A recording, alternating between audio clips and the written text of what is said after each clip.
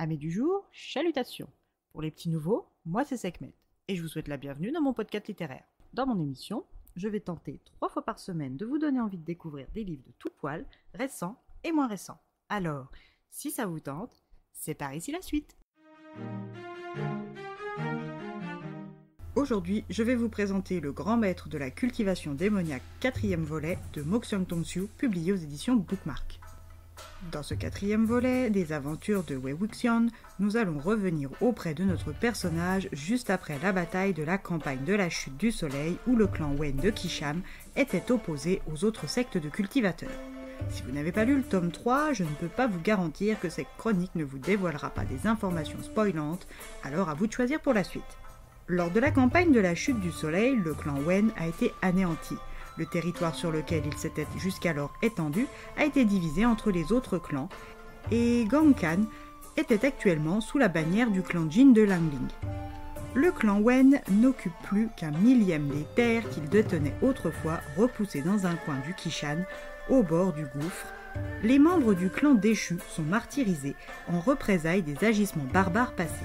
Wei Wuxian a participé à leur chute avec sa flûte maudite Shen Qing, mais aujourd'hui, sur supplication de Wen Qing, fille du chef du clan Wen Ruan, elle est une femme médecin célèbre et hautement décorée possédant des capacités exceptionnelles non niables par le monde des cultivateurs.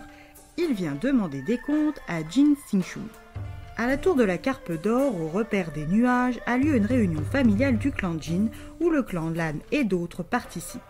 Wei Wuxian, sa robe noire, sa flûte ornée d'une pampille rouge sang à la ceinture, arrive comme un chien dans un jeu de quilles, désamorçant au passage un début de querelle entre les frères Lan, Xingchen et Wang Ji avec Jin Xinshu.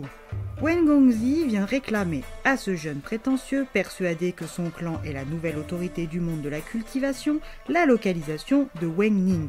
Le mois précédent, le neveu du chef du clan Jin a pris part à une chasse nocturne dans la région de Gangkan.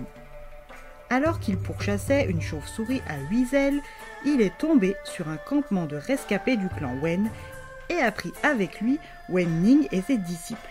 Wei Wuxian, qui est face au déni de son interlocuteur, continue en lui relatant les faits, à savoir que certains disciples de Wen enquêtaient sur une perturbation lorsqu'ils ont croisé le chemin du roi des chauves-souris. Pour capturer cette créature, Jin Xingshun aurait forcé les Wen à aider, mais sans succès. En guise de punition, ils ont été battus et emmenés de force.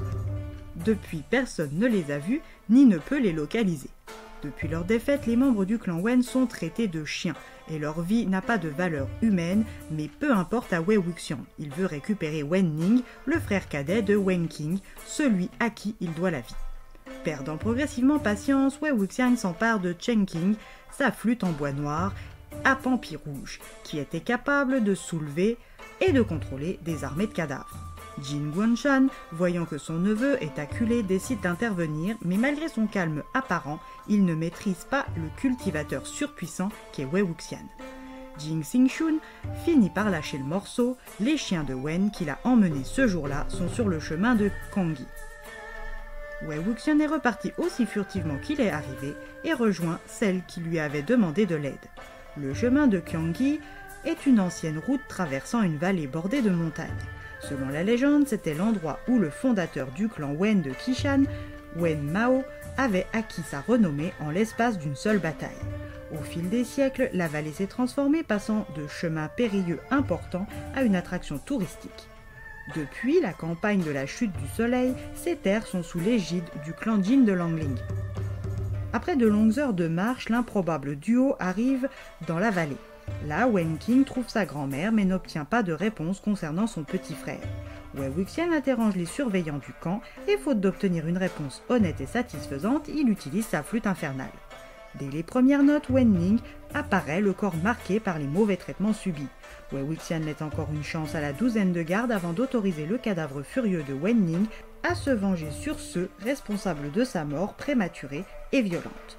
Pendant que le déchaînement du jeune revenant fait rage, Wei Wuxian en profite pour libérer les survivants du clan Wen et les emmène avec lui dans la nuit. À minuit, plus d'une 50aine de chefs de famille avaient eu vent des agissements de Wei Wuxian.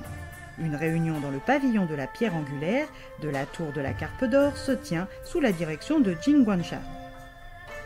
Jiang Sheng, le chef de la secte du clan Jiang, énumère les faits. 4 gardes tués, une cinquantaine de survivants Wen en fuite et mis à l'abri par Wei Wuxian au tertre du Charnier. Une zone barricadée par une centaine de cadavres féroces fraîchement invoqués par le patriarche de Yiling.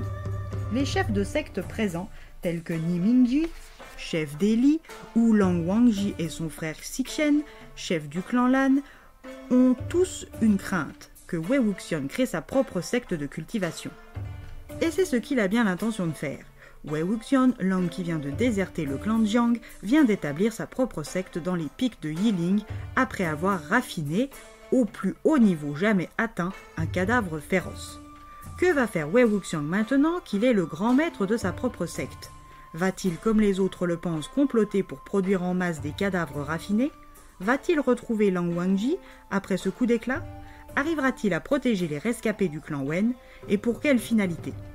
À vous de lire ce 4e tome pour obtenir de nouvelles réponses et révélations.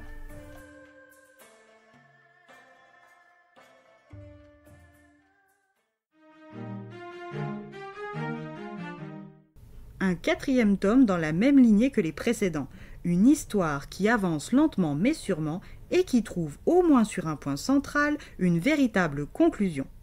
Pour le reste, il ne reste plus qu'à attendre le dernier tome. Et bien voilà, j'en ai fini pour aujourd'hui. J'espère que cet épisode vous aura plu et vous aura donné des nouvelles idées de lecture.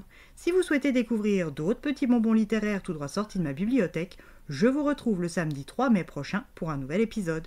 Et si d'ici là je vous manque de trop, vous connaissez le chemin sur Instagram, @leslectures de Sekhmet. Sur ce, chalut les amis et à la prochaine.